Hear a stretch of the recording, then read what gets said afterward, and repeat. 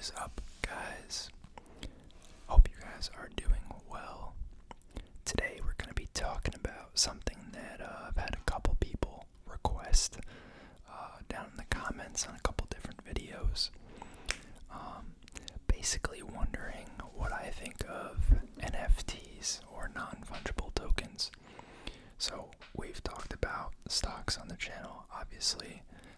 We've talked about crypto, but I haven't really touched on NFTs too much. Kind of like crypto, it's something that that I think is cool and neat, and I respect from like a science and technology perspective, but it's not something that I'm personally into. I think there's some aspects of it that I could get behind, and some that I think are kind of foolish.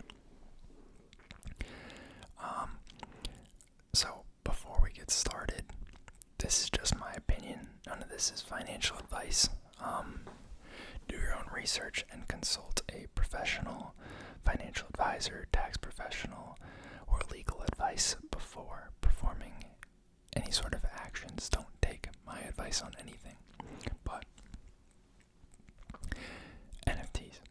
So non-fungible tokens, or tokens stored on the blockchain that give rights to certain other assets, most commonly pictures from what we've seen. They're built on the Ethereum network, and basically what it is there's a token on chain, on the Ethereum blockchain, that gets sold, and it can be purchased or sold and kept in a wallet, and that token points to an asset which is stored somewhere else, or maybe the metadata of it gives the holder a certain right or privilege. So a lot of people have been comparing NFTs to the tulip craze that we saw within like the Dutch population many I think it was hundreds of years ago. Forgive my timeline, my history timeline, but basically what happened back then is everyone was bidding up the prices of these tulips, thinking that they were the best investment ever, think they could only go up. I'm not crazy well versed in it, but if you're interested in it, look it up. It's called, just Google like Dutch tulip mania. And basically overnight, the price of these tulips that everyone was buying and speculating on dropped 90-95%, due to the supply catching up with the demand, and people realizing that maybe it wasn't the best idea. I think to some degree that describes like most bubbles. So, I guess I could see how that's comparable. But I don't know. I think like the concept as a whole is here to stay. I just think there's going to be some reform around it. I know right now I kind of feel like part of the initial hype was people laundering crypto money. I don't believe OpenSea or any of these other NFT platforms have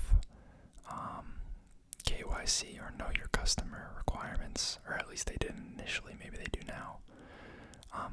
I saw some articles saying that they believed people were, and don't do this, I'm not condoning this at all.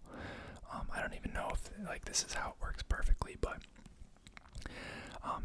people were taking crypto money that they had in anonymous wallets, outside the US, or maybe that they were just using a VPN to access, things that weren't tied to their real identity in the US, because they didn't want to pay taxes on all their trades initially, or maybe they didn't even keep track.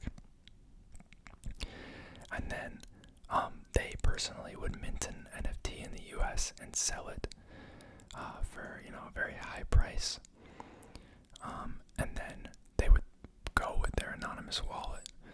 that's outside the US and buy the NFT, and all of a sudden they have a legal transaction for all that money that they had in crypto.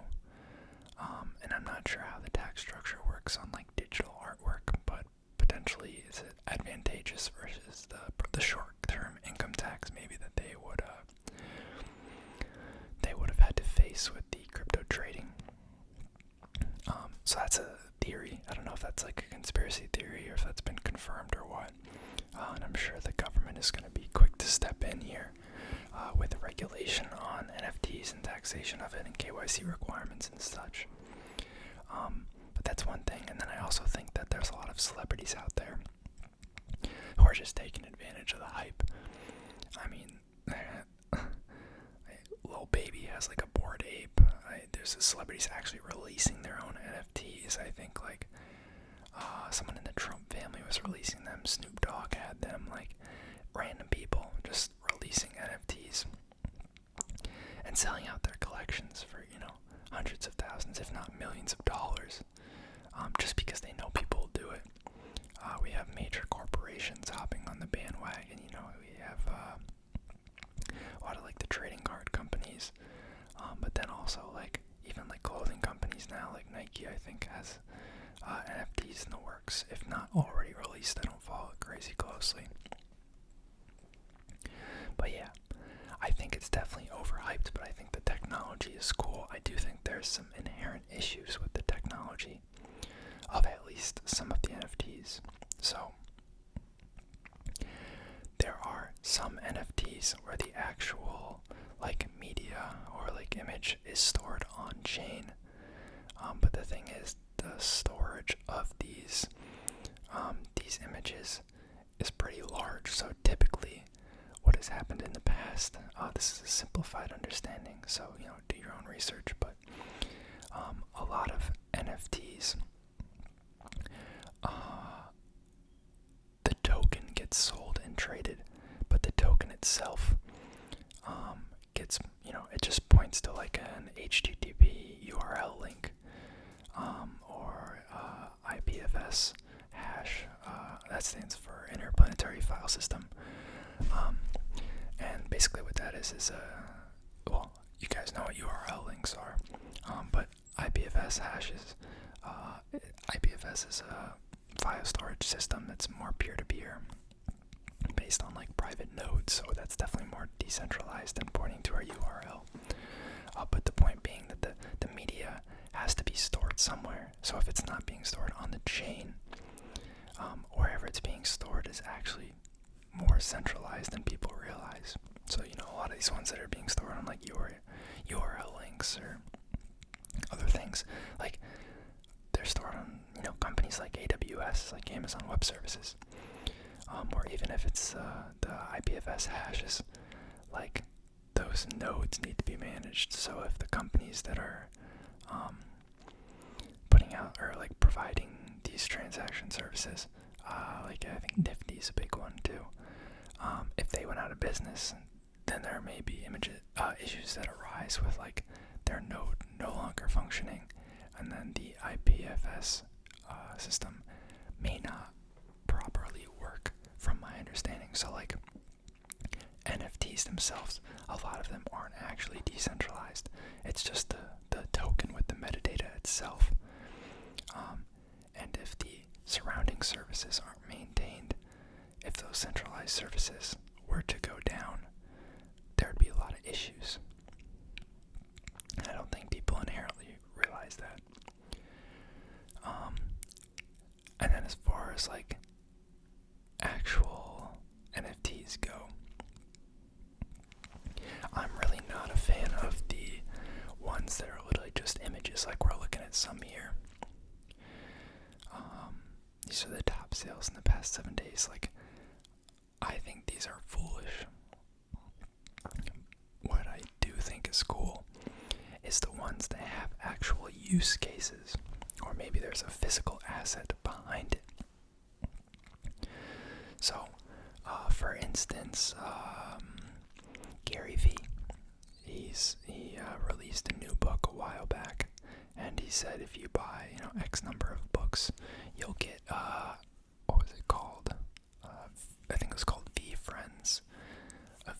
friend's NFT. And you might say, whoop-de-doo, another NFT, blah, blah, blah. But then he said anyone that has this NFT will be able to get admission to my annual convention that he holds. So that's something that has a real life use case that actually backs up the NFT. If someone doesn't have the NFT, they can't just look at it or copy it. People make jokes about with the images. You get actual admission to a physical real life convention. That's not something someone else can just copy. Or StockX has NFTs now, the sneaker resale site. And how that works is they mint an NFT, and that NFT provides ownership of an actual set of sneakers that they keep and maintain and keep in their vault. And at any time you could redeem that NFT. The holder of that NFT could redeem it for the actual physical pair, and they'll send it to you. I think that's a really neat way of kind of making collectibles more tradable. And it always ensures it's in a safe, authentic space.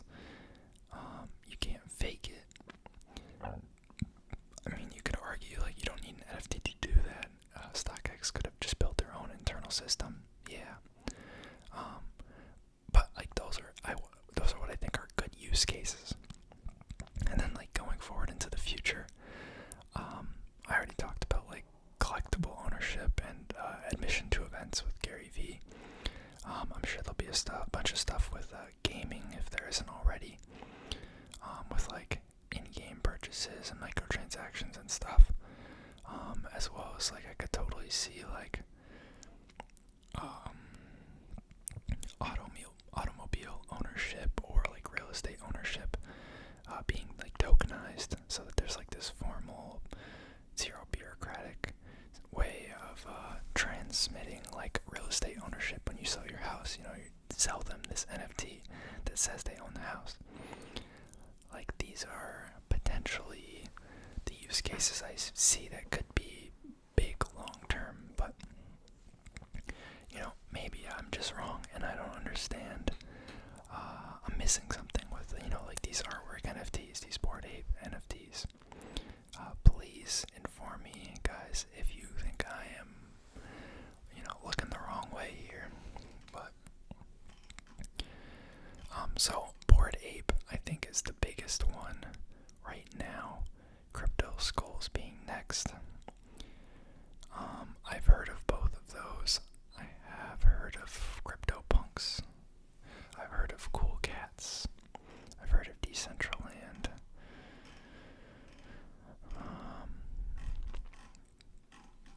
They have some cool charts up here that show different characteristics over time. So it's interesting to look here. This is total number of sales made during the period of time selected. So I have it set to the past year. So you can see the number of sales was, popular, but nothing crazy. And then in June, July starts to take off, takes off August, September, peaks in the middle of August at over 1.3 million transactions per week. And then we see a pretty sharp decline, and we never really recovered. It's blipping back up a little bit, but we dropped off a lot. Now, you could argue that maybe the bulk of transactions were made initially, and then there's not as many neat NFTs being minted, maybe. So most of the value was invested up front. But I think that this is a little bit concerning. If you're in NFTs, that should be a little bit concerning. Here we have total number of sales spent. You can see, again, huge spike in the middle of August here. And then drop back down. I guess it's not as steep of a decline. This was a pretty big bump here, which is interesting. It's 1.74 billion. Wow. It definitely dropped off. Average asset sale in USD is actually going up. That's pretty interesting. large NFT is selling for higher, so maybe the small janky ones aren't selling anymore, but they were before. That could be what it is. The number of wallets is increasing though, which is pretty interesting. Like relative to the sales and such. Obviously it's still dropped off from August and September here. But again, this is going to be similar to transactions because this is just wallets that actually bought or sold assets within these periods.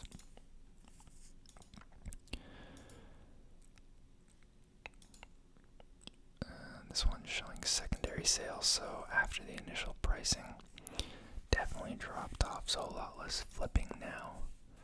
So yeah, like it seems like it's calming down, but you know, it could easily just pick back up again, and I wouldn't be surprised.